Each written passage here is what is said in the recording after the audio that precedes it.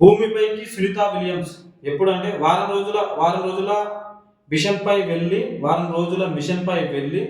9 నెలల పాటు అంతరిక్షంలో చిక్కుకుపోయింది. అయితే దాదాపుగా వారం రోజులు అని చెప్పేసి 7 రోజులు ఒక మిషన్ అనే ఒక పని మీద తను అంతరిక్షంలోకి వెళ్ళింది. 9 నెలల పాటు సునీతా విలియమ్స్ అక్కడనే ఉండిపోయింది.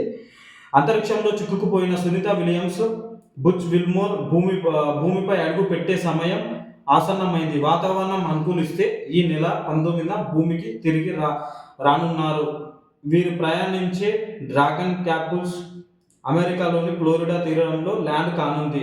దీంతో క్షేమంగా తిరిగి రావాలని ప్రపంచవ్యాప్తంగా కోట్లాది మంది కోరుకుంటున్నారు. అయితే తను పోయినంత ఎట్లయితే పోయిందో వచ్చేది అంత క్షేమం అని చెప్పలేము.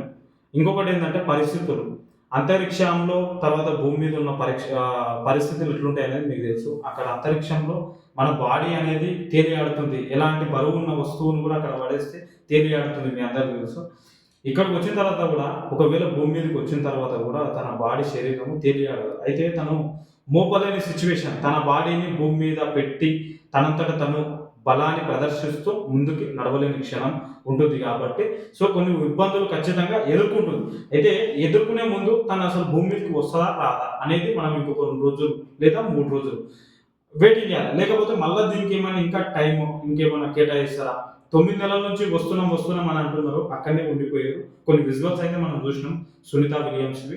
ఇప్పుడైతే చాలా మంది యావత్ ఈ భారతదేశంలోనే కాకుండా ప్రపంచంలో ఉన్న వ్యక్తులందరూ కొన్ని కోట్లాది మంది జనాలు వాళ్ళ రాక కోసం వెయిటింగ్ చేస్తున్నారు. వాళ్ళు ఎప్పుడు వస్తున్నారు అనేది మనం కొద్దిగా వెయిట్ చూడాల్సిందే.